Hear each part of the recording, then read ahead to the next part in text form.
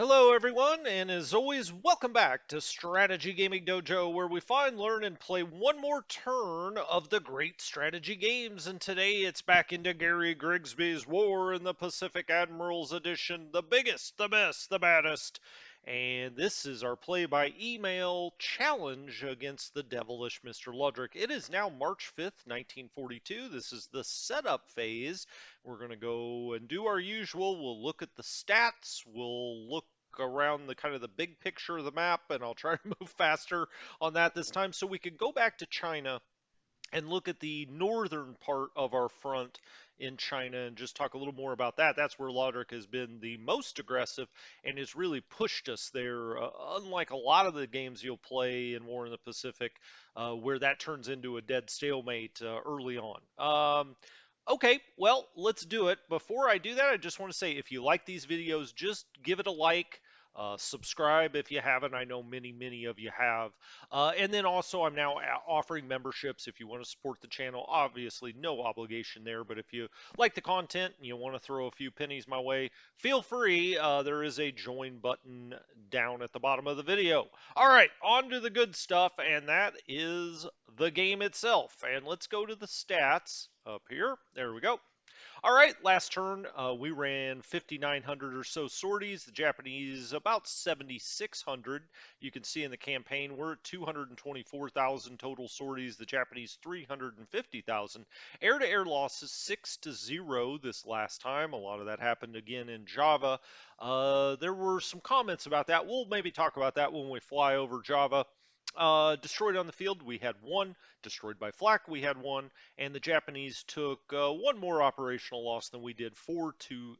We're now up to 515 political points, getting very close to being able to buy out another American regiment to send out into the Pacific. Japanese score 15,257. We're at 7683. If you extrapolate that out, he would need about 32,000 points. I'm just, eyeballing that, 31,000 maybe, to go 4-1 by 1943. I think we're holding our own. I mean, I've never lost a game that way. I don't think we're going to start now, although he is doing quite well, I'll be honest with you. Allied bases controlled 464. The Japanese have 374. Aircraft points lost, we're at 1060. He's at 643. Allied Army points lost, and that's where he's really hurt us, more so than the AI would ever do, or really even a player that's not elite would ever do. 6709 to 123. A lot of that's his bombing campaign, softening us up and then sweeping us out. Allied ships sunk 392. Now, a lot of that's on me. We were a little loose with some of our cargo task forces, certainly early on. Japanese ship sunk. We know about 7. I think it's probably double that at least, but you just don't know because of fog of war.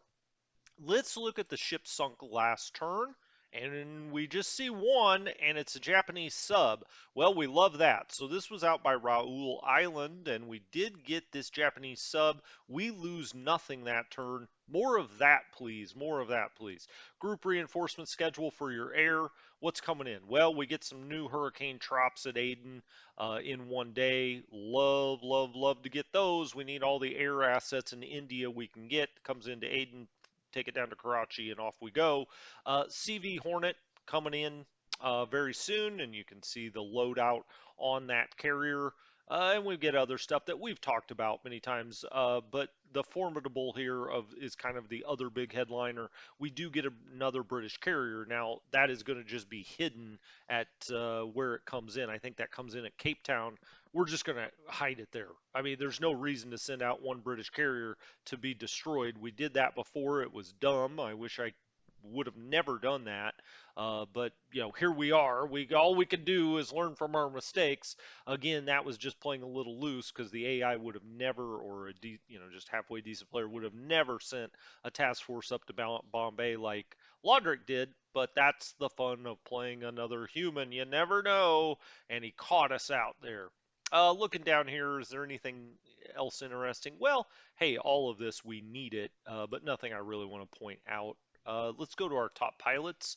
We're still sitting here with Stone, still has 6 kills as our top guy. He is an ace, as is Carey. So we have 2 aces right now. We have a number now at 4, and hopefully we'll get them popped up here. Now, Grover, we've moved back to track home to do some training.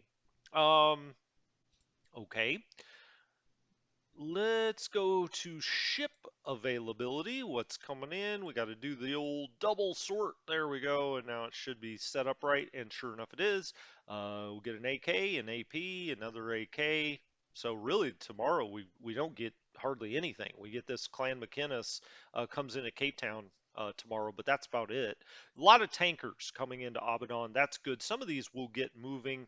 The more long range ones, we really should be sending over to Cape Town now because you're getting plenty into Karachi, into India with your short range, and that Abaddon to Karachi, you can even have a 6,000 endurance tanker get in there and back without refueling. What you want to do is just make sure that you have enough endurance to go to Karachi and come back. Without refueling at Karachi, it doesn't make any sense to dump fuel in there and then take it right back. So you just want to make sure you've got enough to get down there, but you should because that's a very short little journey, relatively speaking. The Hornet, 6 days, Eastern U.S. The British Commodore tanker, another one coming in at Abaddon. You see the Formidable, that is coming in at Cape Town in 10. And you get some destroyers at Mombasa and Aden that can then come down to Cape Town and help out there as far as running escort for it eventually. Other than that, nothing too exciting. We get a new submarine in about a month. Yeah. I mean, just, mainly these destroyers, Aden and Cape Town again. So you just keep getting those good British destroyers, which is great. I mean, they're level 8. It's hard to get much better ASW work than that. Ground reinforcement schedule.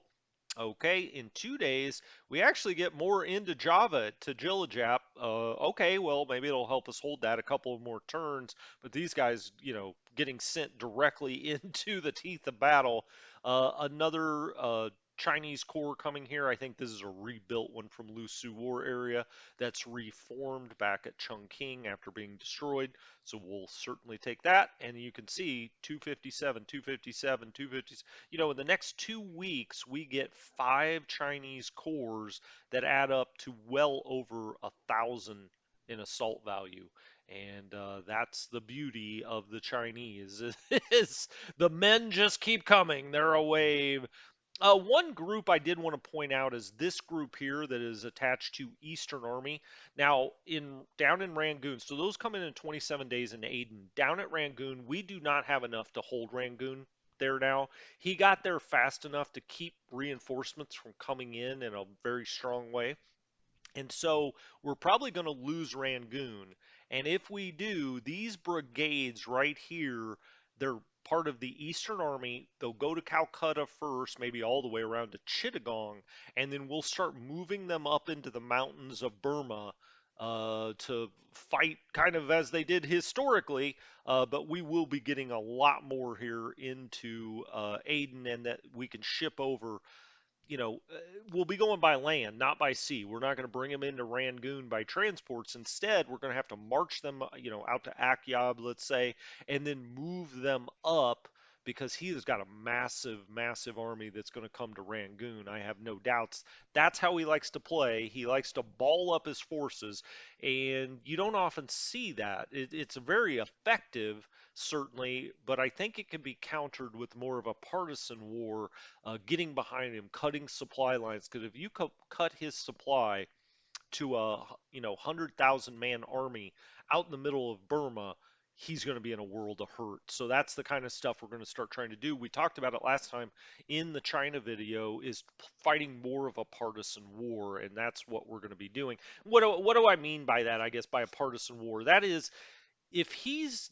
the normal player or the AI kind of keeps his armies split apart, his Japanese armies, and will move to various locations, fight over them. It's kind of, even battles, or maybe he outdoes us, here in March of 42. But they're spread out more. the way Laudrix has been playing is he takes, all of his armies, puts them together into a super army, and has three or four of them in China moving around, just obliterating everything in their path. Well, how do you fight that off? Because you're never going to be able to ball. Well, you could maybe ball up as much men, but as the Chinese, you probably need almost a 2-to-1 advantage in 1942 to have a chance in a battle against the Japanese. So I think the way to play it is if he's going to play all balled up, we're going to play looser. We're going to play with more cavalry running out, trying to get behind him. Because you can take 150 av cavalry, get it behind one of his armies, and completely cut off all of his supply down rail lines and stuff. And so I think we're going to start fighting more of a partisan war that way. And if he was doing the opposite, we would do the opposite, right? And so it's just kind of a way to think about it. Is if he's going to go one way in China, we have to go the other. All right, let's take a big old look around the map here. Um, always Abaddon Karachi, Aden Karachi. We've talked about it a million times. Probably no reason to do anything more as far as talking about it. You get the idea. You just keep those task forces going there, especially the tankers. At some point, we'll look and see which endurance tankers I like to keep here, which one, and go to Karachi, and which ones we send over to Cape Town. You can see as part of that going down to Cape Town, I am building up Socotra a little bit just so we have some stuff here. If we get damaged ships, we get something that, we want to send to Cape Town and there's some activity up here. We at least have a place they could refuel. And you can see, what have we got here right now? Fuel 5286, supplies 2297. Okay, so we got a little bit here. We'll bring more here. You can see these ships I've brought on the map like this because you can't give it the order to go from Abaddon to Cape Town because the pipe is blocked, and that's because the British do not control the Mediterranean right now. The Germans do, or the Italian Germans do. Um, and so we can't get through the Mediterranean. So instead, you have to come out through the Arabian Sea and then retire to Cape Town. And so we've got transports coming through here, Pioneers, Cores, whatever. You can see we've got them going to this hex. And as they come on the map like this, all I do is then I give them the destination now to go to Cape Town, right? And these transports, we probably want them to go back to Aden, so I'll just leave it as that. And it should retrace its steps back up this way. But if it doesn't, it'll pop on the map here, and you'll just have to give it the destination Aden. Excuse me. What's the other one doing? This is a bigger endurance task force that we've got fuel on because we were a little low on fuel at Cape Town. We've already got its home port at Cape Town. So when it gets to this hex, what does it do? It says, that's my destination. I'm going to go to 911, hex 911. Here it is. When it gets here, it says, what do I do next? Well, that's where this order comes in, retirement allowed. Now, if you had this remain on station, it would just sit here in this hex. But with retirement allowed on, it comes here, says I've got no other orders to go anywhere else. I'm going to retire to my home port. And that's how retirement allowed and remain on station work. Okay, so that's all going on out here in India. We're constantly, you can see the divot there. We're moving a divot here, moving everything down. You can see Australian units moving down here, Calcutta, Madras, and to a much smaller extent Bombay. But basically everything that's not on a garrison requirement up here, you need to move to Calcutta or Madras. They should be coming down these rail lines to there. Once they get here, then you can branch them out. Now, what I was talking about earlier about those British regiments that are part of Eastern Army, if we look at Calcutta, and there it is, Eastern Command. Now, we don't have the Eastern Army um, Command out here. We just have Eastern Command, but Eastern Army is under Eastern Command. It will show up. I don't remember if it comes in at Aden or directly into Calcutta, but it will eventually come in here, and then we'll take those regiments, and you can see he's got a big army here, right? He's going to make his way up to Rangoon eventually. If he takes that, how are we going to fight against him? Well, we can come in from the north, Shwebo, Mandalay, assuming he hasn't moved up and taken those. Let's just say he does, all right? He's taken this whole area. We get those regiments out here, and then you can see here's a proposed base in the mountains, Ladeau. We can start working our way down Burma here, making him keep a large force at Rangoon, and also making sure he doesn't then double back and start attacking us from the west in China. Because these forces, if they're not occupied, where are they going to go? Well, they can come right over here and start pushing this way. That could be a real problem. So we're going to bring those down here, have them start fighting kind of a more partisan war out here. You can see a proposed base there, a proposed base there. So there are places out here we can base up and kind of, fight against him, make sure we pin his troops here on the chance that he takes Rangoon. All right. One Oh, right, back with you. You can also see another Australian group here. This is the artillery. These Australians, artillery. Have they already arrived down here with the infantry? Yeah, they have. I've got the full 6th Australian Infantry here at Madras, and you can see that bumps it up to a 792 because the assault strength on the 6th Australian is 479. I mean, that's an awesome division. I've got them here just to make sure if he tries to do any kind of sneak attack into India, we've got it covered. As soon as we get more British forces into India, we'll reverse that out up to Karachi, put it on transports, and take it to Australia. We're going to need it, certainly. We haven't talked as much about Ceylon. I mean, we've talked quite a bit about Colombo just because it's been under attack. And of course, you want your biggest force at Colombo. And you can see we've got a lot of anti air here now that's moved in. We get a lot of this naturally just as reinforcements. But something to talk about here is think about if the Japanese player decides to launch on Ceylon, launch an attack, where is he going to go? Well, he's not going to go straight to Colombo, right? He's going to go to Trincomalee. That's always how it works. And so you actually need a pretty darn good force at Trincomalee because that is going to be the first place the Japanese player goes, and then try to move across the island. I mean, on rare occasion I've seen Jaffna or Kogala, but really it's Trincomalee. They know that it's a good port. It's already a level 6. It's a can build into the biggest airfield in the game. It can build into a level 9 port if you wanted it to. It's a great place for the Japanese to land. So you need to get more over at Trincomalee than you think you do. And I don't have enough there now. I'm not expecting immediate attack, but we'll keep moving things out of Trincomalee, and you can do this short little jump. So as you get things into Madras, depending on what they're attached to, you can just jump them over to Trincomalee because it's more likely to be attacked than Madras, actually. And if we look, oh, whoops, let's go to ground. There we go. What it's attached to. Most of this you would have to buy out, right? But you could take like this 84th Indian Brigade, go over here, change it over to Ceylon Command. Um, and if we did that, it's only 277 points. That's not bad considering it gives you 109 AV. That's pretty good return on your investment. And it looks like I've got these on Strat. Why did I have that one on Strat? Oh, I'm sending that over to Kutak right now. I decided to make sure this was bolstered. If he's going to attack anywhere other than Madras or Calcutta, it's probably going to be coming in here to Kutak, whichever it is, or V Town, as I call it. I mean, he doesn't have a lot of options here on the eastern side of India to land. I mean, there just aren't many. Akyab, Calcutta, Madras, but the only other place potentially, and even that's a tough landing spot, right? It doesn't even have a port. So anyway, I've got some things moving over there on strategic move now that I brought the Australians down here. But anyway, Trincomalee, very important. Maybe I should actually send that out to Trincomalee.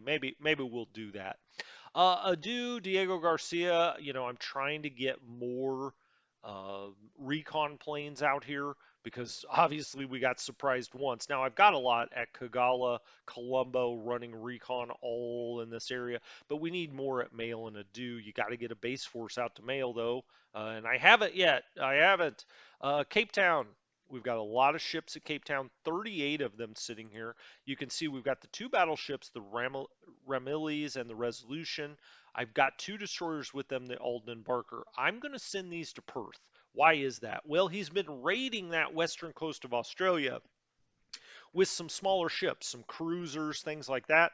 I'm going to stick these down here, hopefully surprise him, and try to, knock out a cruiser or two of his and just let him know he can't come down that western coast of Australia just completely unmolested. Okay, what else do we have here? Lots of AKs. You see we have some CLs here, some light cruisers, and the AACL that's, really just made for anti-aircraft ability. We'll batch those up. Now the CLAAs, I like to put them with my carriers because they've got great anti-air for what they take up from fuel perspective and whatnot. So many times I'll put it with a carrier. All right, so everything's going to Perth, and you can see we've got a lot of task forces coming in and out. Now, this is the stuff going to Perth here or returning. This is the stuff coming from the East Coast or returning. So either going to the East Coast or coming back from it into Cape Town. And you can see at Cape Town now we were had a little bit of a fuel shortage here for a turn or two. I've really kind of fixed that now, and we've got a lot more on the way from the east coast of the U.S. 32,000 tons on the fuel now, 296,000 on the supplies. We're going to talk more in depth about China, so I'm just going to skip over that one for now. He's landed in Oosthaven, heading up to Palembang. It's just a matter of time, obviously, because we have got a lot of fuel at Palembang, and there's not a whole hell of a lot we could do to stop him from getting it. 132,000 tons. That really helps the Japanese out. And you can see all of the naval assets he's got coming in here to Semarang. I've got subs everywhere, and we still haven't hit anything. I think I'm going to abandon this, take all of these subs, and I did a little bit of this last term, but put them in the deep water, either, in this area or right in this area. Now he's going to try to avoid that, of course, and come around the coastal route and down. But maybe we can catch him. Put something over here, put something over here, kind of near his coastal routes, and try to get these Dutch subs operating, doing something. They haven't sunk much this game. Unlike a lot of games you play, those Dutch subs can be deadly. Batavia, Surabaya, that's where we've got the vast majority of all of our troops. A lot of just base forces out here. You can see he's already expanded across the island into Yogyakarta. Okay, it's only a matter of time. The rest of our forces are in Tagilajap, what's not in Batavia and Surabaya. We've got British forces here, but mainly all Dutch down in Surabaya. We've got the 1/3 Cavalry Regiment that's down here that's British. Up here, almost all Dutch. You can see the KNIL Army Command here. But then we've got a few more British things here. Brigade, the 45th Brigade, the 44th Brigade, and the SSVF Brigade. Those are all part of 3rd Indian Corps. It's too bad. I probably should have landed these guys in Rangoon, honestly. But you got such supply problems in Rangoon. The more you load in there, the worse they become. And so, I decided to go this way this time. Koapang will be the important one down here, but he's started to land on all these kind of secondary islands out here. He's already taken Taberfane, Dobo, and Samlaki. So he's right off of Darwin, right off the coast of Australia. He's moved pretty fast down into this way because he decided to do that, and land out here before he had even taken Java. That's probably a little unusual. Most people probably take Java first, but it's wise, I think. He's a little slow to get Java under his wraps. I would say if he's slow on any part of the map, it would be there at this point. Australia, we're going to talk about Australia in the upcoming episodes. You can see all of the shipping I have coming into Perth. Now, a lot of this is ASW stuff here, but you see all the shipping I have coming into Perth, but I've now kind of diverted some of it south down into Albany, which is also a pretty decent port. It's a level 3. We're building it all the time. Going to try to get that to be a level 7 as well. And then I also have some stuff coming into Esperance. You can see I've even got stuff going, even further south, either into Adelaide or Melbourne. And so I've got, troops I bring straight to Melbourne. That's way south. It's very hard for the Japanese player to get down here. Some of these other things, you can tell I've just kind of rerouted out of this zone because he's got sub activity out here. Like I said, he's run cruisers down here. His battleships have shown up over here a few times. Let's see, I've actually got a fairly large force, but do I have them out now? There they are. Yep, this is the Australian Task Force. Three cruisers, a lot of light cruisers, pretty much every Australian light cruiser I had, along with some Dutch and a couple of British. And then we've got the John D. Edwards, Paul Jones, and Whipple destroyers along with them. As I was saying, just trying to fight off if he comes down here with any kind of surface fleet that does not contain battleships, we'll try to put up a fight against him. If he comes with battleships or carriers, these guys would get obviously completely overwhelmed. And so we've got to be judicious with that. But that's why I'm going to bring the two battleships, also put it in that task force, and then we should be able to stand up to anything other than carriers. He has not decided to bring his carriers down here at all. They've been up operating in the Bay of Bengal mostly. They just haven't been down here because it's very hard from a fuel perspective for him to run a carrier task force all the way down here until he starts to capture bases a little closer. I mean, you know, out of Singapore, usually his carriers are going to have 10 or 11,000 endurance. By the time they get down here, they don't have a whole lot left. They just, enough to stick around for a couple of turns and head back. And so, it's just kind of a cat and mouse game down here. What's he going to send? I want to bring the battleships over, but we got to make sure we don't get caught if the carriers do come down here for a turn. And we've seen he likes carrier raids, so it's possible, and you got to get some recon out on some airfields here. We don't have it yet, but we've got to get some recon out here just to see if he moves kind of past this area with any carriers. Then we get the heck out of here. The rest of Australia, like I said, we'll go deeper into it next time. Up by Port Moresby, he's still sitting here in the Moresby Hex. He doesn't have enough here now. He's come around, he's bombarded it, he's bombing it every turn, but he doesn't have enough ground troops, enough boots on the ground to take it yet. So we'll see. We'll see what he's going to do. I mean, he's got the entire initiative out here. There's nothing we can do to stop it when he's got, look at all of those carriers. One, two, three, four, five, six, seven major carriers and a carrier escort and a battleship. That's just what we know about. He's probably got more than that. So I mean, there's nothing we can do other than have our submarines try to operate in the deep water around here. But he's very smartly put them in the shallow water. So any sub is probably going to get sniffed out by whatever ASW he's got in that task force. I should go up here and just show you the Philippines very quickly. He's very slowly and methodically taking these bases, probably a little slower than he should have. If there's any place again that he's a little behind, it's Java and here. He should probably have most of this wrapped up now.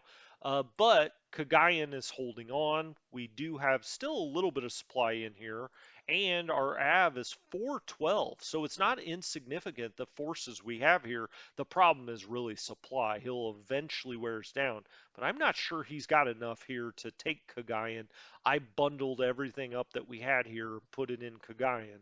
So we'll see. We'll see. Again, we'll talk more about Australia. If we come around to our islands, more things coming out to Nomaya, more things into Suva. We've got more submarines, U.S. submarines here. We've got some shipping that's going out to this stuff, but you got to be careful because at any moment he can take these carriers and be down here in one turn, sitting right here. That's the disadvantage to playing 2-day turns if you're the Allies. He can move those carrier task forces a long ways, as we have seen, certainly. Um, Okay, so we got some shipping going back and forth out here to New Zealand. A lot of stuff coming into Auckland because eventually I'll make this my carrier base out here in the South Pacific. We'll turn it into a level 7. We got to make sure we have enough fuel in here. Right now we have 0, and that's a problem I identified a few turns ago. We have got more and more and more. You can see a big tanker task force here, 57,000 tons coming in out of Los Angeles. So we had that on the way. These are planes, more planes on the way, and air transport. This already dropped off, the Liberty Glow. It's headed back to Cristobal. So a lot of fuel coming into Auckland because we'll eventually have our carriers base out of that. And I like to have my carriers operate here in the South Pacific. You've got plenty of protection at Pearl Harbor, and you can leave a carrier there if you want, but you got plenty of air power at Pearl Harbor to hold off any kind of invasion. There's no reason to have the carriers just sit there. I let them refit at the start of April, so that all of them are refit, and then I'll be moving here into the South Pacific, and we'll try to spring a little trap somewhere. We'll put a little 1 point AKL up here. He'll be like, "Oh, that's tasty." Whoops, here come the American carriers. We'll see if it works, but that's the idea. That's what I usually do. Suva, Pago, okay, you get the idea. All kinds of shipping happening out here through, Rarotonga. I just have to jump planes to places. I don't really have any shipping come through there. That's all Tahiti and Haiva Oa, right? So I have it go through there. Then we have our Ring of Islands up from Pago, Penryn. We're a little advanced here at Canton. Again, I'm very surprised he didn't come take Canton. We're going to now try to keep it. I've got reinforcements here. I'm going to give them enough supply to last for a year. So we are going to try to keep Canton. We go up to Christmas and Palmyra. All of the stuff going around Pearl Harbor. We will certainly go back and talk about Pearl Harbor every time we can. It's March 5th, and we do have, you see, only two carriers here, the Yorktown and the Enterprise. Why is that? Well, the other two, the Lexington and the Saratoga, are back in the shipyard getting refitted for that big AA, and you can see it's already shown up. They've already loaded the AA guns on 1702 on that AA for the Lexington and the Saratoga. I mean, that is an incredible amount and you can see when they refit, the way the game shows it is, it gives them system damage, right? So you don't have to leave them in for the full 23 days. If you're okay with them operating with 10 and 11 system damage, fine, you can send them right back out. But I'm not going to do that. These are way too valuable. I let them rebuild all the way down so they have no damage. That also allows Auckland to build up into a level 7 port. Right now it's a 6, and you got to get that built up before you want to take the carriers down. The other two carriers, if we go back here for a second, and you can see all the battleships that got hit at the attack on Pearl Harbor, they're here. I've now moved most of those into the pier side while these get fixed. You can also see when it's doing refit, you can overstack the shipyard. That's just how the game works. Yorktown and Enterprise, they're due to upgrade April 1st, and that's what I was talking about. So we're at March 5th. The first two are in refitting. When they come out, the next two go in. As soon as those are done, or at least have their system damage down at 5 or under, then we'll move out from Pearl Harbor and start trying to cause some mayhem. You can see all of the cruisers, the light cruisers, the destroyers that we have here to bundle up into a massive task force. But and we still have 3 battleships that are just kind of sitting here. I am going to send the Warspite over to Cape Town here at some point. What was I going to say next? We've got all of this stuff that can be bundled up, but I was going to say you can see why we need to dump a ton of fuel into Auckland because to fuel all of this, if we put all of this in task forces and move it out to Auckland or otherwise, or Suva maybe, you've got to have a lot of fuel there to make sure they don't run out of fuel before you feel safe doing that. Okay, other than that, I don't think there's anything in particular that happened. You can see all of the shipping action here at the Panama Canal. We've got everything we can move. I have transports going out to the South Pacific, coming right back, picking up more, back to the South Pacific and back, just back and back and back. I have all my troops come out of Los Angeles for the most part. Any overflow comes out of San Francisco. And that's really all you need to know there. Uh, Adak, Dutch, Cold Bay, Kodiak. I really build up Kodiak. Those are all building. All these secondary bases, you want to have one little 1 point supply ship on continuous supply to all these so they don't run out of supply. But really, they're just staging for running recon out here. Where do I have the big Catalinas? Somewhere around here. Where the heck are they? I don't know. They may be coming out of Seattle. Uh, or there I've got some coming out of San Francisco, obviously. We've got some coming out of San Diego. These are on a general. We've got some coming out of LA, I'm sure. Just running recon, all up and down the U.S. West Coast. The last thing you want is a surprise attack there and you lose the game because somehow you lost Los Angeles, although I've never actually seen that happen. Okay, China. Let's go into China. We had already talked about all this, right? Fourth war area in this area. I think we had seven. Oh gosh, now I'm gonna forget. That's ninth war area in Changsha. Third war area is in Hanyang. Then I think we have seventh out here somewhere. No, that's part of ninth war. Oh, maybe I'm thinking no, 16th. That's part of fourth. Yeah, I don't know why I thought that, but so it basically goes ninth war area, third war area, fourth war area, right? Uh, why did I think that? Yeah, I don't have another war area out here. They're all connected to either to fourth or to ninth in this area, and then all of third pretty much is in Hanyang. Up at Aicheng, we've got sixth war area here, massive force. We kind of talked about that. All of your replacements come in at Chungking, and so constantly be looking at Chungking and do attach to. Anything in China Command or Central Reserve, many times you're going to leave it at Chungking unless it's this artillery. I always get the artillery out of Chungking for the most part. I always keep the 66th Chinese Corps here. It's your biggest Chinese Corps. I keep that at Chungking just as kind of a big defensive force in case he should get on the plateau.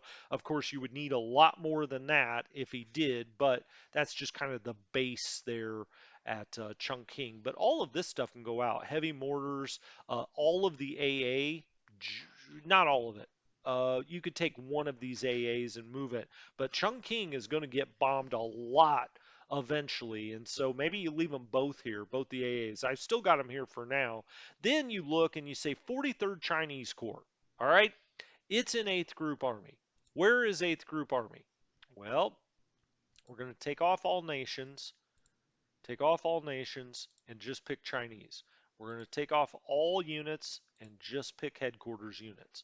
All right, and now we see there's 8th War Area, but we're looking for 8th Group Army. Don't let that confuse you. Where is 8th Group Army? It's got to be out here somewhere, I would think. There it is. It's all the way up here. Why did it sort that way? There, we need to resort it. So here you see all of the big headquarters. Then you see the war area. Nope, this put it in. Well, maybe this works because 8th War Area, 8th Group Army. All right, so where is 8th Group Army? It is at 8040. It's right here. That's where 8th Group Army is. So we're going to want to take this unit that's part of 8th Group Army, and that is right here, 43rd Chinese Corps, and we're going to want it to go, get this guy, come out this way. I think probably we'll just put that as its destination. Um, That's fine. And we're going to want to put it on move. It may get bombed back here, but it's a lot less likely than things out here getting bombed. He hasn't bombed nearly as much up here on this plateau. So, yeah, that's moving out. 8th Chinese.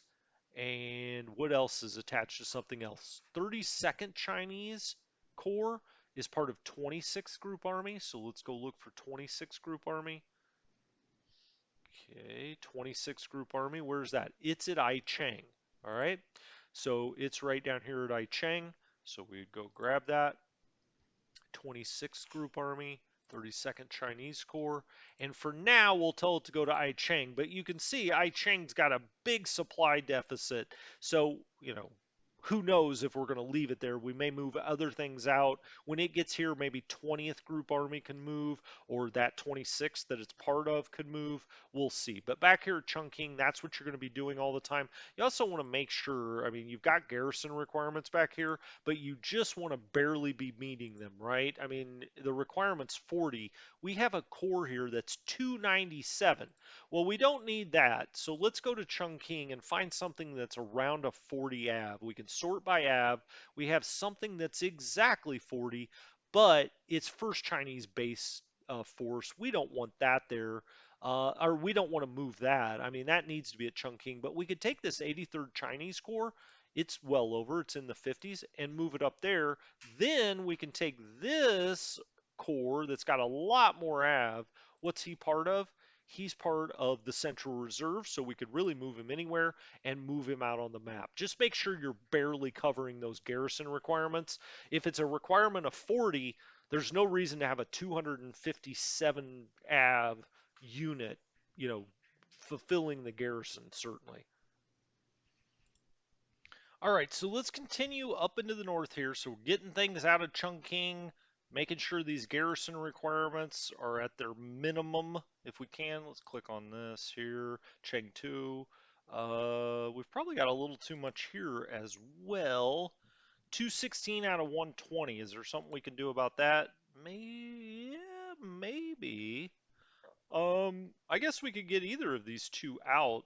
This is AC core. I sent part of this down here because I didn't have enough for the garrison requirement, but this is actually a core that I've split into three. We should find the other two parts and send something else over here, and you can see I'm already doing that, I think.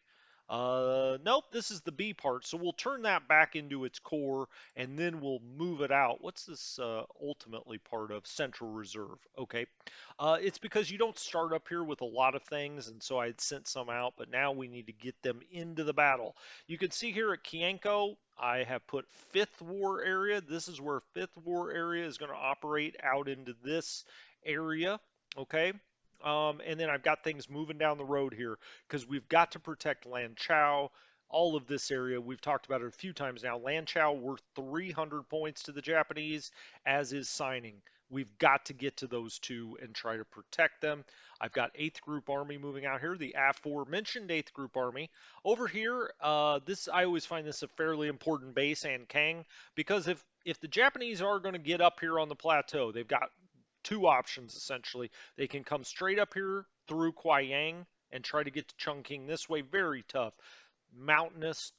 You have to cross 3 or so rivers to get up here. Very hard to do. So usually they're going to try to come right up this way. They may try to come straight up here. Either way, and can become important. I don't have a command here, but I've got one moving out, and that is 2nd Group Army is going to go over here. 2nd Group Army is part of 5th War Area, and you can see I'm kind of consolidating 5th War Area in this area. All right, here's the big stack that we have out here. This is 1st War Area and Jingsha War Area. So we've got two war areas out here, and if we look at all of the forces we have here, an assault strength of 3279. Now, in a normal game, I would say let's just bull rush this guy here in this hex and get him out. But the way he balls up his armies, these two forces could probably take us if they we allow them to get together and attack us. So I'm going to try to move right in between the two of them if I can. So I'm moving up this road, and you can see we're in move mode, which is a little risky because we're right next to Japanese troops in the hex next to them, and we would take massive losses if he could get over and attack us. But I don't see them being on the move. I think they're just trying to block us. This guy seems to be moving the road this way, actually. This one's not moving at all. I'm moving on, gosh, these pop-ups. I'm moving on this smaller road here, up into this hex first and then over. If he comes up here, then I'm just going to reverse and come around here. We just can't lose this stack. We just can't. And so we've got a lot, what is this? 6 group armies, 2 war areas. It's everything out of Loyang and Cheng Chao. So we're getting all of them out of here and back. And then once we're here, we'll feel pretty good. We could defend against anything trying to come up these roads, certainly. At Yan'an, we had to scramble, so I took one of the group armies, the 13th, and I took one of its cores, and we're splitting off this way. I'm going to go try to cut the rail right here because, again, I keep hating to say ball up his armies over and over, but I don't know a better way to articulate it. Basically, when he's just massing huge forces and not keeping them spread out, Because of that, it does give us opportunities to cut rail lines. So I'm going to take these guys and try to go right there and cut this rail line. And that, I mean, if you look out here, he's got big armies out here. How else would he get supply? Well, he could do it here, right? And then up a little bit. But that becomes difficult. He's got major rail, then it's roads down into minor roads. This major rail is not connected. So if we can cut the line here and not allow it to get out on this line, now it may this way, but it cuts down some of the flow, and then we'll get some cavalry out of Chang. I'm going to go try to cut here. I'm going to bring things around and try to cut down here and just keep going after his rail and really go after his supply situation. So I've got this breaking out to do just that. And then we've got the biggest part of the force here, which is second war area. You're like, well, I've seen first war area, I've seen sixth war area. Where's second war area? Well, it's out of Yan'an, and we're going to try to get that back up here to Kung Chang. And as you look here, right now the assault strength is 653 because these guys have been weakened quite a bit. When that all gets put back together, that total av may be 2,000. When this gets in a better splice situation, it may be 4,000. So that's 6,000 total av that we're trying to get out and around and get somewhere safe. As we come up further north, we've got Kung Chang. I only have a base force here, and that's why I'm bringing out 8th Group Army, trying to get there because you can see he's sitting here just outside of Lan Chao.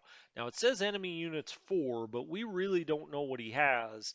At Lan Chao right now, we have the Red Chinese Army, so the commies are here, and we have 8th War Area. And so we've got a lot here, 1187, but if one of his super armies makes it up here, that will not hold. I mean, in every other game I've ever played, if you have 1187 at Lan Chao, you're going to be able to hold on. But now I'm not so sure. And so I'm rushing things up these roads to try to get there. If we look, we've got them all on combat, all on replacements, all on upgrades, all at target at Lan Chao. And I believe we're building the fortifications. We've got it at level 3, trying to get to a level 4, even though that's putting us in a bad supply situation because we've got to try to hold Lan Chao. Signing, we've only got a base force there. Now, he's doing something different than what a lot of people do. He's come up these roads and he realized Kai Chan is 20 points for him. Ansi is another 20. Hami, though, is 60. Urimchi? Sure, Urimchi is 60. And then Wasu, up your Wasu is 20. So 20, 60. I mean, that's 140 plus another 20, 160. I mean, this really starts to add up. You get down here to like 170 points up this road. So this is smart. I'm trying to get out in front of him and set up somewhere, but I don't think we're going to get there. And so, as these forces come out, or maybe these forces we loop around even, we're going to have to try to figure something out there because that's just 170, 160 points that we should not be giving up. But we have nothing up here at Urimchi. We have a base force. Hey, I said that pretty well the 7th try. This group is not much. I mean, it's 2 cores, but their assault value adds up to like 75. It's just not a whole lot. Usually I bring everything down this road to Lan Chao, which I did, but he's gotten around us now, and we're going to have to deal with that. So anyway, this has been Strategy Gaming Dojo. I think that takes us all the way through China, kind of what the situation is. So now when you watch the combat resolutions, you can say, oh, I get the context of what's going on. As you know, he has bombed these units down here into just absolute rubble. And then, he's starting to hit Hang Yang quite a bit. He hasn't really bombed I Chang much. These units out here, he's bombed because they're on the move, easier to do damage to them. So anyway, again, thank you so much for joining me. If you like this video, just give it a like, give me a subscribe. If you want membership, that's cool too. And I'll talk to you next time. When we come back next time, it'll be the combat resolution for March 5th and March 6th as we continue to scoot along here. Strategy Gaming Dojo, I'll talk to you next time.